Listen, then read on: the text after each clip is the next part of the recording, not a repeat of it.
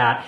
And with the church, like you're saying, there's the ritual, there's the tradition. It connects us to all the history of all the Christian believers. There's something transcendent about it too. If you go to a church that's in like a strip mall with a rock band, or they're trying to put on a show, it feels like it's too with the times. When you're thinking about matters of life and death and eternity and the big questions about good and evil, you'd like to think that there's something that is bigger than what we kind of have going on in our daily life. Like church shouldn't feel like a rock concert. It shouldn't feel like you're at a doctor's office waiting room. It should feel like something eternal, something otherworldly. And the Catholic Church itself, I think, does a good job of that. We're just walking into a cathedral. There's something that puts you into a spiritual place easier than being in a strip mall, so to say. And I think each side has their strengths and weaknesses, but I do think it seems like there's a bit of a revival in Christianity happening among the young people in this country. Are you feeling that? Oh, absolutely. And it's because of nihilism. It's because we are maybe the first generation that our parents are atheists. Not me, my parents are Catholic, but Generation Z, it really is an anomaly because of course you had this apostasy. People were leaving the church after the boomers. They're going to sex, drugs, and rock and roll. That whole thing, the liberation of the youth. People are going away from God. They're going away from tradition. But we're the generation that was raised by those people.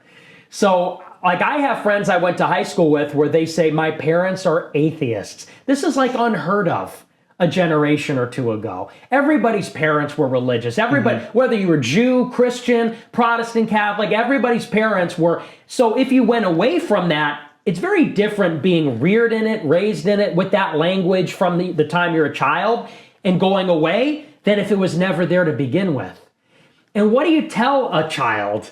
Where do we go when we die? What does it mean to be good and evil without the Bible, without religion, without any structure? People say, well, you die and then it's a big nothing. Well, what does it mean to be good and evil? Try to share and be nice to everyone you meet.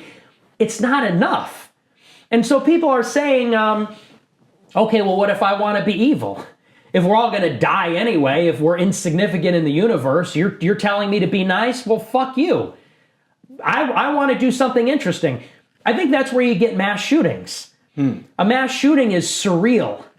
And people say, I kind of just want to do something that makes me feel the most alive.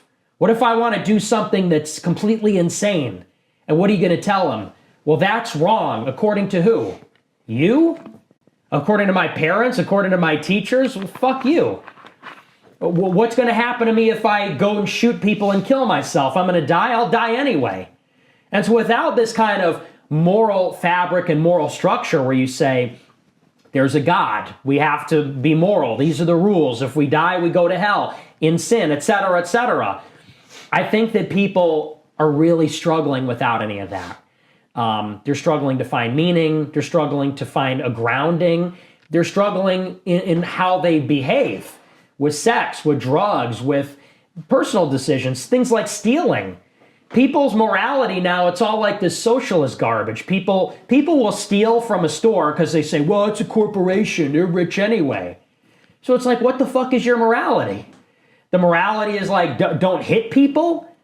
And again, according to who? So I think that in the absence of all this, people are really losing their minds, and that's why there's a big return to the church, because people are looking for meaning, morality, structure. They're looking for answers. They're searching for something that they're not getting. Do you think a lot of the Christians that we have in government, particularly on the Republican side, are fake Christians? Oh, 100%.